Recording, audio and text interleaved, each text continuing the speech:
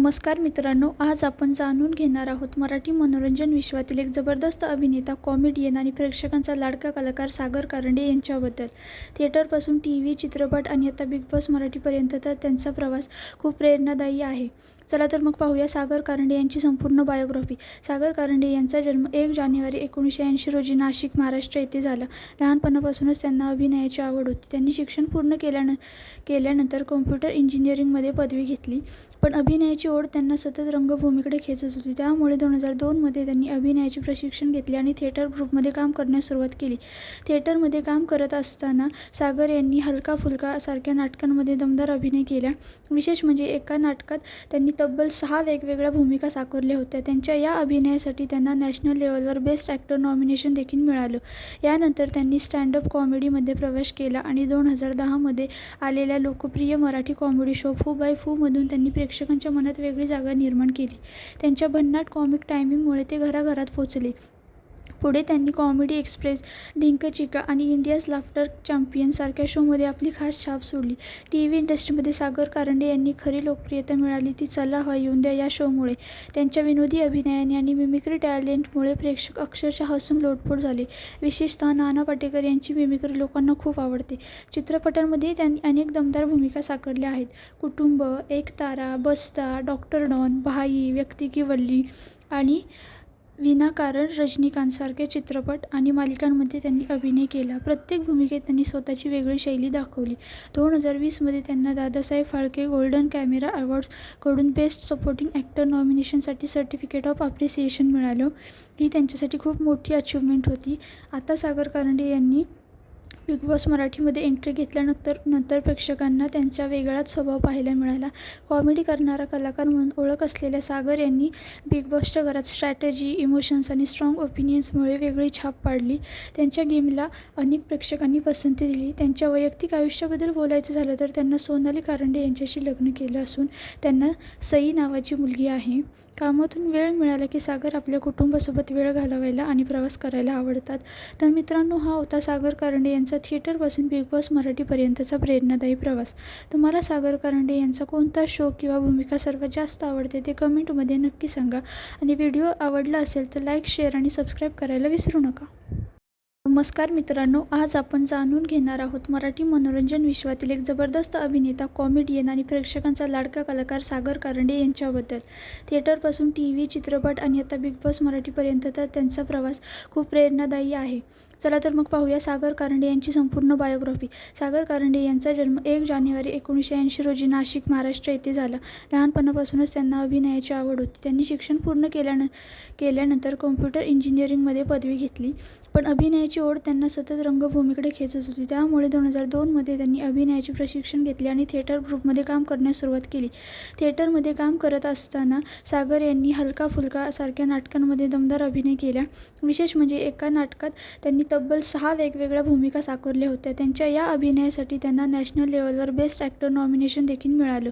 यानंतर त्यांनी स्टँडअप कॉमेडीमध्ये प्रवेश केला आणि 2010 मध्ये आलेल्या लोकप्रिय मराठी कॉमेडी शो फू बाय फूमधून त्यांनी प्रेक्षकांच्या मनात वेगळी जागा निर्माण केली.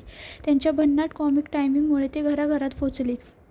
पुढे त्यांनी कॉमेडी एक्सप्रेस, ढिंक चिका आणि इंडियाज लाफ्टर चॅम्पियन सारख्या शोमध्ये आपली खास छाप सोडली. टीव्ही इंडस्ट्रीमध्ये सागर कारंडे यांनी खरी लोकप्रियता मिळाली ती चला हवा येऊन द्या या शोमुळे. त्यांच्या विनोदी अभिनयाने आणि मिमिक्री टॅलेंटमुळे प्रेक्षक अक्षरशः हसून लोटपोट झाले. विशेषतः नाना पाटेकर यांची मिमिक्री लोकांना खूप आवडते. चित्रपटांमध्ये त्यांनी अनेक दमदार भूमिका साकारल्या आहेत.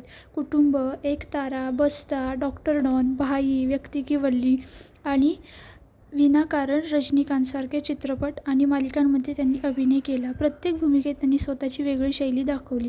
2020 मध्ये त्यांना दादासाहेब फाळके गोल्डन कॅमेरा अवॉर्ड्सकडून बेस्ट सपोर्टिंग ॲक्टर नॉमिनेशनसाठी सर्टिफिकेट ऑफ अप्रिसिएशन मिळालं. ही त्यांच्यासाठी खूप मोठी अचिव्हमेंट होती. आता सागर कारंडे यांनी बिग बॉस मराठीमध्ये एंट्री घेतल्यानंतर प्रेक्षकांना त्यांचा वेगळाच स्वभाव पाहायला मिळाला. कॉमेडी करणारा कलाकार म्हणून ओळख असलेल्या सागर यांनी बिग बॉसच्या घरात स्ट्रॅटेजी, इमोशन्स आणि स्ट्रॉंग ओपिनियन्समुळे वेगळी छाप पाडली. त्यांच्या गेमला अनेक प्रेक्षकांनी पसंती दिली. त्यांच्या वैयक्तिक आयुष्याबद्दल बोलायचं झालं तर त्यांना सोनाली कारंडे यांच्याशी लग्न केलं असून त्यांना सई नावाची मुलगी आहे. कामातून वेळ मिळाला की सागर आपल्या कुटुंबासोबत वेळ घालवायला आणि प्रवास करायला आवडतात. तर मित्रांनो, हा होता सागर कारंडे यांचा थिएटरपासून बिग बॉस मराठीपर्यंतचा प्रेरणादायी प्रवास. तुम्हाला सागर कारंडे यांचा कोणता शो किंवा भूमिका सर्वात जास्त आवडते ते कमेंटमध्ये नक्की सांगा. आणि व्हिडिओ आवडला असेल तर लाईक, शेअर आणि सबस्क्राईब करायला विसरू नका.